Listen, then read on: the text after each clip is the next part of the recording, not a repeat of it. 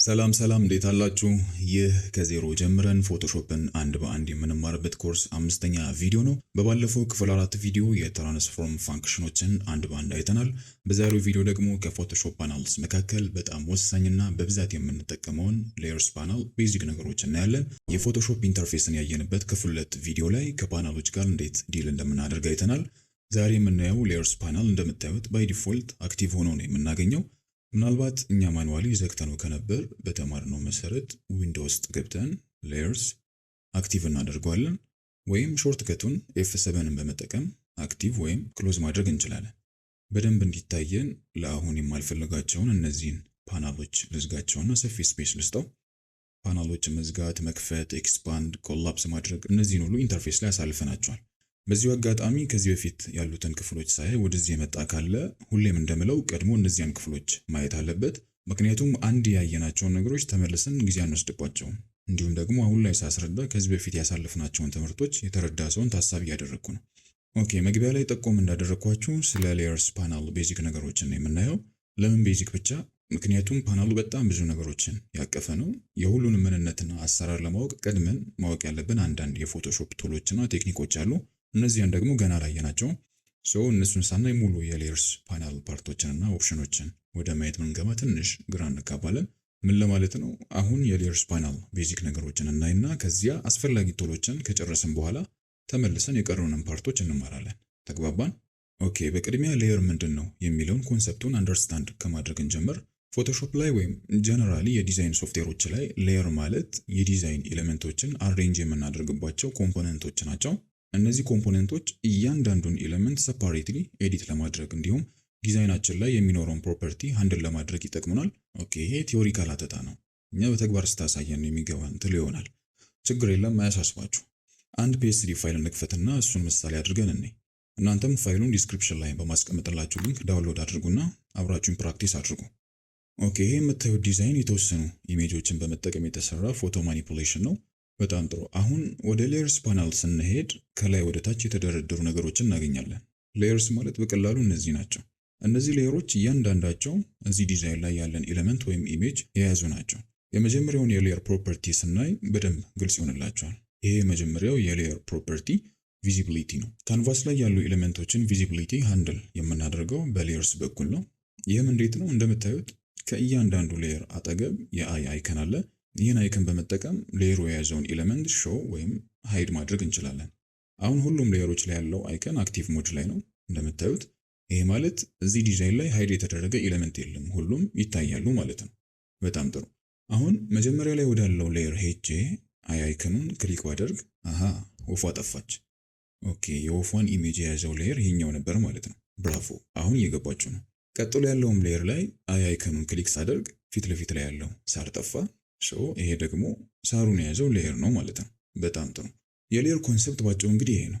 ኤሌመንቶችን ሆልድ የሚያደርጉ ኮምፖነንቶች ናቸው። ግልጽ ነው ብዬ ተስፋ አድርጋለሁ። ሃይድ ያደረግናቸውን ሌየሮች መልሰን ሾው ለማድረግ አይ አይከኑ የነበረበትን ቦታ ክሊክ እናደርጋለን። እንደምታዩት ኢሜጆቹም ታዩ፣ የአይ አይከኖቹም አክቲቭ ሆኑ። በዚህ መልኩ ሌየሮችን ሾው ሃይድ እያደረግን የኤሌመንቶችን ቪዚቢሊቲ ኮንትሮል እናደርጋለን ማለት ነው። እዚህ ጋር አንድ ሌየር ሃይድ ካደረግነው ኤክስፖርት የምናደርገው ኢሜጅ ላይ አይኖርም። ይሄ ግልጽ ነው። ኦኬ፣ አሁን ሌየሮችን ለመለየት ሁሌ እያንዳንዱን እያጠፋን የትኛው ኤሌመንት እንደሆነ ቼክ ማድረግ አለብን ማለት ነው? ኖ አይደለም። ይሄ አስልቺና ጊዜን የሚያባክን ነው። ከዚህ ይልቅ ምንድን ነው የምናደርገው? ስም እንሰጣቸዋለን። እያንዳንዱ ሌየር የያዘው ኤሌመንት ምን እንደሆነ እናይና በዚያ መሰረት ስም እንሰጠዋለን። ከዚያ ስሞችን እያየን በቀላሉ ሌየሮችን መለየት እንችላለን። ሌየሮቹ ባይ ዲፎልት የያዙት ስም አለ። ሌየር 1፣ ሌየር 2፣ ሌየር 3 እያለ የሚቀጥል። አሁን እነዚህን ስሞችን የምንቀይረው ምንድነው የምናደርገው? ቀጥታ ስሙን ደብል ክሊክ ስናደርግ ኤዲተብል ቴክስት ይሆናል። ይሄን የራሳችንን ስም እንሰጠዋለን። ለምሳሌ ይሄኛው ወፋ ያለችበት ሌየር ነው። ስለዚህ በርድ እለዋለሁ። ከዚያ ኢንተርም መጫን ነው። ሁለተኛው ሌየር ምንድነው? ኦኬ፣ እዚህ ፊት ለፊት ላይ ያለው ሳር ነው። ይሄን ግራስ እለዋለሁ። ሶስተኛው ይሄ ድንጋይ ወይም ቋጥኝ የሚባለው ነው። ይሄን ሮክ እለዋለሁ። የተቀሩትንም በዚህ መልኩ ቼክ እያደረግን እንሰይማቸዋለን። ቪዲዮ እንዳይረዝም ይህን ፓርት ፈጠን አድርገዋለሁ።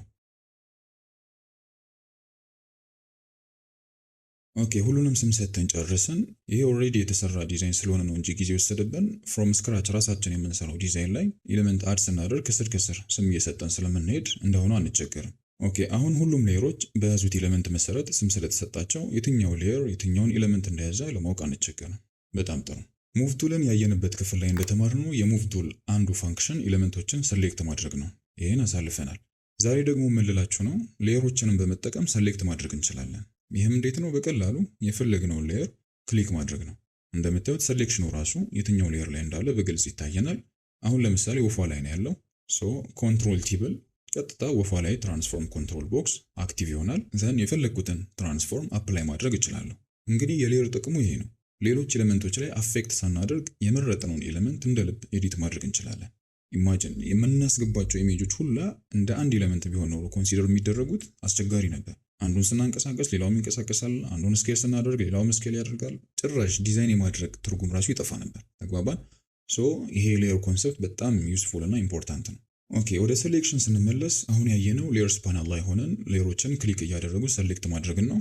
ሌላው ደግሞ ካንቫስም ላይ ሆነን በሌየሮች በኩል ሰሌክት ማድረግ እንችላለን። እንዴት? ሰሌክት ማድረግ የፈለግነው ኤሌመንት ጋር እንሆንና ራይት ክሊክ እናደርጋለን። ከዚያ ራይት ክሊክ ያደረግንበት ኤሪያ ላይ ያሉ ሌየሮችን ያመጣልናል። ለምሳሌ እዚህ ጋር ብሉ በተርፍላይ እና ባክግራውንድ የሚሉትን ሌየሮችን ያመጣልኝ። ራይት ክሊክ ያደረኩበት ጋር ያሉት እነሱ ስለሆኑ ማለት ነው። እኔ ሰሌክት ማድረግ የፈለግኩት የቢራቢሮዋን ሌየር ነው። ክሊክ ሳደርገው ሌየሩ ሰሌክት ተደረገ ማለት ነው። ግልጽ ነው። ወደ ሌየርስ ፓናል መሄድ ሳያስፈልገን ካንቫስ ላይ ሆነን ራይት ክሊክ እያደረግን ሰሌክት ማድረግ እንችላለን። በዚህ መልኩ ሰሌክት ማድረግ ከጀመረን አውቶ ሰሌክት ሁላ ሊያስፈልገን ይችላል። ባለፈውም ብለን ነበር በሙቭ ቱል ኤሌመንቶችን ሰሌክት ለማድረግ አውቶ ሰሌክት አክቲቭ መሆን አለበት ብለን ነበር አይደል? ኤሌመንቱን ክሊክ እያደረግን ሰሌክት ለማድረግ። አሁን ግን እሱን አንቼክድ አድርገን አሁን ባየነው ሜተድ ብቻ መጠቀም እንችላለን። እንደውም በዛ ያሉ ወይም የተጠጋጉ ሌየሮች ያሉበት ዲዛይን ከሆነ የሚቀለው እሱ ነው። የሆነ ኤሪያ ላይ ክሊክ ባደረገን ቁጥር ሰሌክሽን እየቀያየረ እንዳያስቸግረን አውቶ ሰሌክትን እናጠፋና ሌየሮችን በመጠቀም ሰሌክት እናደርጋለን። ስለ ሰሌክሽን ስናወራ መልቲፕል ሰሌክሽን እንዳለ ከዚህ በፊት አውርተናል። አሁን ባየነውም የሰሌክሽን ሜተድ ከአንድ በላይ ኤሌመንቶችን ሰሌክት ማድረግ ከፈለገን ሺፍትን ነው የምንጠቀመው። የመጀመሪያውን ሰሌክት ካደረግን በኋላ ሺፍትን ይዘን ቀጣዩን ሰሌክት እናደርጋለን። እንደምታዩት አንድ ላይ ሰሌክት ይሆናሉ። ሌየርስ ፓናል ላይ ከሆነ ግን መልቲፕል ሰሌክት የምናደርገው ሺፍትን ሳይሆን ኮንትሮልን ነው የምንይዘው። አያቸው። በዚህ መልኩ ኮንትሮልን እየያዝን ተጨማሪ ሌየሮችን ሰሌክት ማድረግ እንችላለን። ሺፍትን ከሆነ ግን የያዝነው ምንድነው የሚፈጠረው? መጀመሪያ ሰሌክት ባደረግነውና ቀጥሎ ሰሌክት ባደረግነው ሌየር መካከል ያሉትንም ጭምር አንድ ላይ ሰሌክት ያደርጋቸዋል። ለምሳሌ ብሉ በተርፍላይ የሚለውን ሌየር ሰሌክት አድርጌ ከዚያ ሺፍትን ይዤ ወረድ ብዬ ግሪን በተርፍላይ የሚለውን ሌየር ሰሌክት ባደርግ እንደምታዩት በሁለቱ መሃል የነበሩት ሌየሮች በተጨማሪነት ሰሌክት ይደረጋሉ። ሌየርስ ፓናል ላይ መልቲፕል ሰሌክት ስናደርግ እንደ አስፈላጊነቱ ኮንትሮልን ወይም ሺፍትን እንጠቀማለን ማለት ነው። በጣም ጥሩ። ቀጥሎ ሌየር ክሬት ማድረግና ዲሊት ማድረግን እንይ። የሌየር ፓናሉ የታችኛው ፓርት ላይ የተለያዩ አይከኖችን እናገኛለን። የፕላስ ምልክት ያለው አይከን ኒው ሌየር ክሬት የምናደርግበት ነው። ክሊክ ስናደርግ እንደምታዩት አዲስ ባዶ ሌየር ይፈጠራል። እዚህ ጋር ባዶ ሌየር ምን ይሰራል ማለታችሁ አይቀርም። በቀጣይ ክፍሎች የምናያቸው እንደ ሴሌክሽን እና ብረሽ ያሉ ቱሎች ጋር ስንደርስ ጥቅሙ ግልጽ ይሆንላቸዋል። ለአሁን ግን ኒው ሌየር እንዴት ክሬት እንደሚደረግ ብቻ ያዙ። በተጨማሪም እዚሁ ጋር ይህን የኒው ሌየር አይከን ለዲፕሊኬሽንም እንጠቀማለን። ዲፕሊኬት የምናደርገውን ሌየር ክሊክ አድርገን እንይዝና አይከኑ ላይ አምጥተን እንለቀዋለን። ይኸው ዲፕሊኬት አድርጎ ሮክ ኮፒ የሚል ሌየር ይሰጠኛል። እንዲሁም ደግሞ በቀላሉ ሾርትከቱን ኮንትሮል ጄን በመጠቀም ዲፕሊኬት ማድረግ እንችላለን። በጣም ጥሩ። ሌየሮችን ደግሞ ዲሊት ማድረግ ስንፈልግ ምንድነው የምናደርገው? በቀላሉ ከክሬት ጎን ያለውን የዲሊት አይከን እንጠቀማለን። ወይም በቀላሉ ኪቦርዳችን ላይ ባክስፔስን ወይም ዲሊትን መጠቀም እንችላለን። በጣም አሪፍ። ሌላው ሌየሮች ላይ ማድረግ የምንችለው ነገር መርጅ ነው። ሁለት ወይም ከዚያ በላይ ሌየሮችን መርጅ አድርገን ወደ አንድ ሌየር መቀየር እንችላለን። መርጅ የምናደርጋቸው ሌየሮች ለይተን ሰሌክት ካደረግን በኋላ ራይት ክሊክ እናደርጋለን። ከዚያ እዚህ ጋር መርጅ ሌየርስ እንለዋለን። ወይም ሾርትከቱን ኮንትሮል ኢን እንጠቀማለን። በተጨማሪም አሁን ራይት ክሊክ ስናደርግ እንዳያችሁት ሁለት ተጨማሪ የመርጅ አይነቶች አሉ። መርጅ ቪዚብል እና ፍላተን ኢሜጅ። መርጅ ቪዚብል ሃይድ ያደረግናቸውን ሌየሮች ይተውና ቪዚብል የሆኑትን መርጅ ያደርግልናል። ፍላተን ኢሜጅ ደግሞ ሁሉንም ቪዚብል ሌየሮች ሰብስቦ ወደ አንድ ሲንግል ባክግራውንድ ኢሜጅ ወይም ሌየር ይቀይራቸዋል። ሃይድ የተደረጉትን ደግሞ ያጠፋቸዋል። ኦኬ ቀጥለን ሌየሮችን እንዴት ሎክ እንደምናደርግ እንይ። የት እንዳይሄዱ ነው ደግሞ ሎክ የሚደረጉት? የትም አይሄዱም፣ ግን አንዳንድ ማንቀሳቀስ ወይም በጥቅሉ ኤዲት ማድረግ የማንፈልጋቸው ሌየሮች ሎክ አድርገን ቦታቸውን እንዳይለቁና በስህተት ኤዲት እንዳይደረጉ መጠበቅ እንችላለን። ኦኬ እንዴት ነው ሎክ የምናደርገው? ሌየሩን ሰሌክት ካደረግን በኋላ እዚህ ጋር ያለችውን የሎክ አይከን ክሊክ እናደርጋለን። አያችሁ ሌየሩ ላይ የቁልፍ ምልክት ይመጣል። አሁን ሌየሩን ለማንቀሳቀስ ብሞክር ይሄ ኢረር ሜሴጅ ይመጣልኛል። ሌየሩ ሎክ ስለተደረገ ማንቀሳቀስ አትችልም እያለኝ ነው። ሌየሩን መልሰን መክፈት ከፈለግን ሌየሩ ላይ ያለችውን የሎክ አይከን ክሊክ እናደርጋታለን። ተከፈተ ማለት ነው። በጣም ጥሩ። ይህ ዲዛይን ሲሰራ የተወሰኑ ኢሜጆች ከፊት የተወሰኑት ደግሞ ከጀርባ ሆነው ነው አይደል? ይህን ሲን የሰጡን ምን ለማለት ነው? ለምሳሌ ይህን የሳሩን ሌየር ሃይድ ባደርገው በሳሩ የተሸፈነ የድንጋዩ ፓርት እንዳለ ማየት እንችላለን። የድንጋዩን ሌየር ሃይድ ስናደርግ ደግሞ በድንጋዩ ተሸፍኖ የነበረ የባክግራውንዱ ፓርት እንደነበር ማየት እንችላለን። ይሄ ማለት ባክግራውንዱ ከሁሉም ጀርባ ነው። ከሱ ፊት ድንጋዩ አለ፣ ከድንጋዩ ፊት ደግሞ ሳሩ አለ። በጣም አሪፍ። ይህን የኤሌመንቶችን ፊትና ኋላ መሆንን አሬንጅ የምናደርገው ሌየሮች ጋር ነው። ይህም በቀላሉ እንዴት ነው? ሌየርስ ፓናል ላይ ያላቸውን አቀማመጥ መመልከት ነው። ሌየሮቹ እዚህ ጋር ባላቸው ቅደም ተከተል መሰረት ነው ካንቫስም ላይ ፊትና ኋላ የሚሆኑት። ለምሳሌ የሳሩ ሌየር ከድንጋዩ ሌየር በላይ ስላለ ድንጋዩን ይሸፍነዋል። የድንጋዩ ሌየር ግን ከሳሩ በላይ ባደርገው አያችሁ፣ ድንጋዩ ከፊት ሆኖ ሙሉ በሙሉ ይታያል፣ ሳሩ ደግሞ ከጀርባ ይሆናል። ኦኬ ይሄን እንዴት ነው የምናደርገው? ቀጥታ ሌየሩን ክሊክ አድርገን እንይዝና ወደ ላይም ይሁን ወደ ታች ማድረግ ወደ ፈለግንበት ፖዚሽን እንወስደዋለን። ከዚያ ብሉ ሃይላይት ሲመጣለን እንለቀዋለን። ተግባባን? ለምሳሌ ወፏን ድንጋዩ ጋር እናምጣትና ከድንጋዩ ጀርባ እንድትሆን ብንፈልግ ሌየሯን ይዘን ከድንጋዩ በታች እናድርጋታለን። አያቸው በጣም ቀላል ነው። ኦኬ ከሰራው በኋላ ወደ ኋላ የምመለሰው በኮንትሮል ዜድ አንዱ እያደረግኩ ነው፣ ግራ እንዳይገባቸው። ወደ መጨረሻው የሌየር ፕሮፐርቲ ስንሄድ ግሩፕ እናገኛለን። ሌየሮችን ግሩፕ በማድረግ የፈለግናቸውን ሌየሮች በአንድ ፎልደር መሰብሰብ እንችላለን። ይሄ ሌየሮች እንዳይበታተኑና በቀላሉ ማኔጅ እንድናደርጋቸው ይረዳናል። ግሩፕ እንዴት ነው የምናደርገው? መጀመሪያ በአንድ ግሩፕ ኮምባይን ማድረግ የፈለግናቸውን ሌየሮች ሰሌክት እናደርጋለን። ለምሳሌ የቢራቢሮዎቹን ሌየሮች ሰሌክት ላድርግ። ከዚያ እዚህ ጋር ያለችውን የፎልደር አይከን ክሊክ እናደርጋለን፣ ወይም ደግሞ ሌየሮቹን ድራግ አድርገን አይከኑ ላይ እንለቃቸዋለን። ሌላ ሶስተኛ አማራጭ ደግሞ ሾርትከቱን ኮንትሮል ጂን መጠቀም እንችላለን። ኦኬ እንደምታዩት ግሩፕ 1 ብሎ ፎልደር ይመጣልኛል። ፎልደሩ ላይ ባለችው የአሮ አይከን ፎልደሩ መክፈትና መዝጋት እንችላለን። ሌሎች ሌየሮችን ወደ ግሩፑ ማስገባት ከፈለግን ሌየሩን ድራግ አድርገን ግሩፑ ላይ እንለቀዋለን። እንደምታዩት ግሩፕ ውስጥ ይገባል። ከግሩፑ ማውጣት ከፈለግን ደግሞ ድራግ አድርገን ከግሩፕ ውጭ እንለቀዋለን። በጣም ቀላል ነው።